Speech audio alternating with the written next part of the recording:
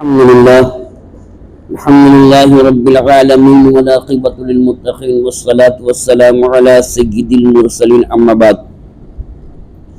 أعوذ بالله من الشيطان الرجيم بسم الله الرحمن الرحيم جلد پاک پڑھ لیجیے اللهم صل على سيدنا مولانا محمد المعيد الجود والكرم وآله وبارك وسلم صلاة وسلام عليك يا رسول الله صلى الله تعالى عليه وسلم۔ امام غزالی رحمۃ اللہ تعالی علیہ کئی دن سے محبت کے بارے میں بیان فرما رہے ہیں اور آپ سماعت فرما رہے ہیں، اور فرمایا کہ محبت کے لیے علم ضروری ہے، اور جتنا معلوم اعلیٰ ہوگا اس کی محبت اور اس کی لذت بھی اتنی اعلیٰ ہوگی،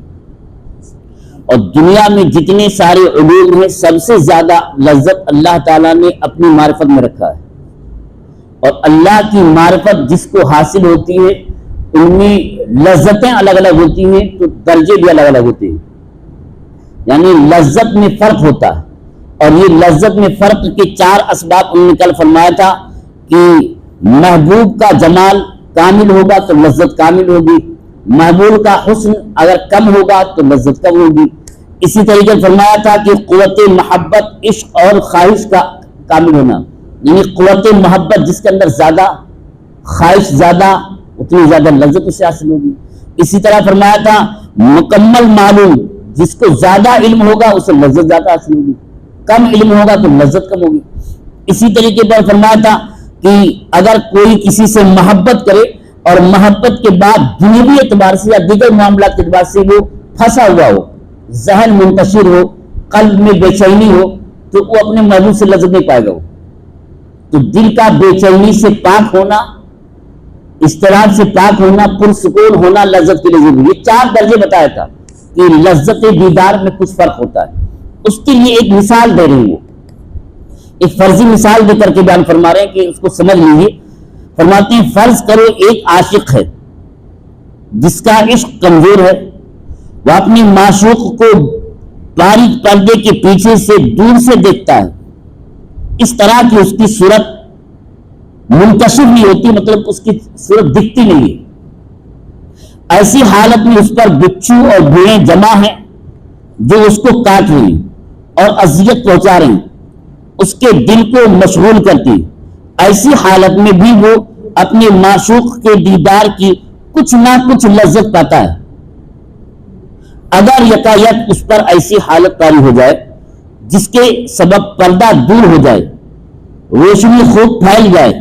اور تمام موذی جانور اس سے دور ہو جائیں، یہ صحیح اور فارغ البال ہو جائے، اس پر قوت قوی شہوت اور شدت عشق اس طرح چھا جائے کہ انتہا کو پہنچ جائے، تو غور کرو کہ اس کی لذت کتنی بڑی ہوگی، حتیٰ کہ اس کی مثال اس کی پہلی حالت کو اس کے ساتھ کوئی نسبت نہیں رہے گی۔ اسی طرح لذت دیدار کی نسبت لذت معرفت کی طرف سمجھو۔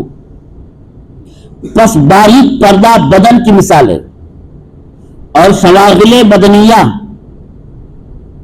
بچھو اور بھیڑیں ان کی خواہشات کی مثالیں ہیں جو انسان پر مسلط ہیں، جیسے بھوک، پیاس، غصہ، غم، رنج وغیرہ، اور ذوف شہوت و محبت دنیا میں نفس کی کوتاہی اور ملع اعلیٰ کی طرف شوق کی کمی اور اسفل السافلین کی طرف میلان کی مثال ہے۔ جیسے بچہ لذت ریاست ملاحظہ کرنے سے قاصر ہوتا ہے اور اس کی توجہ پرندوں کے ساتھ کھیلنے کی طرف ہوتی ہے، عارف کی معرفت اگرچہ دنیا میں قوی ہو لیکن پھر بھی ان شواغل سے خالی نہیں ہوتا، اور ان شواغل سے بالکل خالی ہونا ممکن ہے۔ ہاں بعض اوقات یہ مشاغل اور رکاوٹیں بعض صورتوں میں کمزور ہو جاتی ہیں اور دائمی نہیں رہتے، تو بلا شبہ جمال معرفت اس طرح چمکتا ہے کہ عقل حیران رہ جاتی ہے، اور اس کی لذت اتنی زیادہ ہوتی ہے کہ اس زیادتی کی وجہ سے دل پھٹنے کے قریب ہو جاتا ہے۔ لیکن اس حالت میں بجلی کی چمک کی مانند ہمیشگی بہت کم ہوتی ہے، بلکہ ایسے شواغل، فکریں اور خیالات عارض ہوتے ہیں جو عارف کو پریشان اور اس کی زندگی کو بے مزہ کر دیتے ہیں۔ اچھی زندگی تو موت کے بعد ہی ہے، اور حدیث کی روح سے عیش تو آخرت کی عیش ہے۔ یہ فرما رہے ہیں کہ ایک بہت زیادہ کسی سے محبت کر رہا ہے اور اس کی محبت جو ہے نا اس کے دل پر مکمل غالب ہے، اور اس کا محبوب اس کے سامنے تو ہے مگر ایک پردہ لٹکا ہوا، مکمل طور سے نہیں دکھ رہا، تھوڑا بہت دکھ رہا، جھلک رہا ہے، اور یہاں محبت بہت غالب ہے، لیکن ساتھ میں مدمکھیاں بھی آ رہی ہیں، بھیڑ اور ہڈے اس کو ڈنک مار رہے ہیں۔ تو ایک طرف محبت ہے کہ محبوب کو دیکھنا ہے، ہلکا سا پردہ ہے، دوسری طرف بچھو ڈنک سانپ وغیرہ مار رہے ہیں۔ اب وہ محبت میں کتنی لذت پائے گا؟ مچھر بھی کاٹے، مکھی بھی کاٹے، سانپ بھی کاٹے، بچھو بھی ڈسے، ایسی حالت میں محبت بھی ہے اور محبوب سامنے بھی، کتنی لذت ملے گی؟ لذت ملے گی، کچھ نہ کچھ تو ملے گی، لیکن سب سے زیادہ تکلیف کہ بچھو ڈنک مار رہا ہے اور بھاگے گا، بگڑے گا کچھ بھی، لیکن پوری لذت نہیں ملے گی، تھوڑی بہت لذت ملے گی۔ اور پھر ایک کیفیت کی مثال کر لیں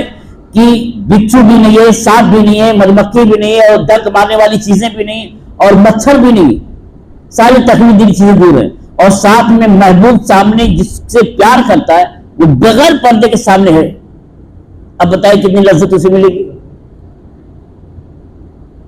تو یہی حال انسان کی اور ایمان والے کی ہے۔ ایک بندے مومن اپنے رب سے محبت کرتا ہے، اب ایک طرف اللہ کی محبت ہے، دوسری طرف غصہ بھی ہے، بھوک بھی ہے، پیاس بھی ہے، نفس کی خواہشات بھی ہیں۔ اب اللہ سے پیار بھی ہے اور خواہشات کی ساری دنیا چیزیں، تو خواہشات نفسانیہ اور یہ بھوک پیاس اور دنیا کی چیزیں یہ سانپ بچھو اور ڈنک کی طرح ہے۔ اب اسے اللہ کی بارگاہ میں حاصل ہونا ہے، مراقبہ کرنا ہے، تجلی نازل ہے، اللہ کا دیدار دیکھنا ہے، اور یہاں اس کو استنجا لگ گیا ہے۔ اب وہ دیدار کرے گا، بھاگ کے استنجا کرنے جائے گا، پوری لذت نہیں ملے گی۔ پوری لذت کے لیے مرنا ہی پڑے گا، مرنے سے پہلے آدھی لذت ہی ملی۔ اگر وہ عارف باللہ جس کا دل واقعی میں اللہ نے پورا اتار دیا اور تجلی نازل ہوتی، پھر بھی وہ دنیا میں ہے تو دنیا کا اثر اس پر ہوگا۔ اگر دنیا میں کوئی ہے تو دنیا کا اثر اس پر یہ ہوگا کہ اسے بھوک لگے گی، اسے پیاس لگے گی، اگر کہیں گرمی ہے تو گرمی کا احساس ہوگا، ٹھنڈک ہے تو ٹھنڈک کا احساس ہوگا، اور اگر کوئی بلا وجہ گالی دے گا تو غصہ آئے گا، اور اگر کوئی مارے گا تو اس کو بھی مارنے کا شوق پیدا ہوگا، کیونکہ دنیا فطرت انسان کی ہے۔ یہی فرما رہے ہیں حضرت،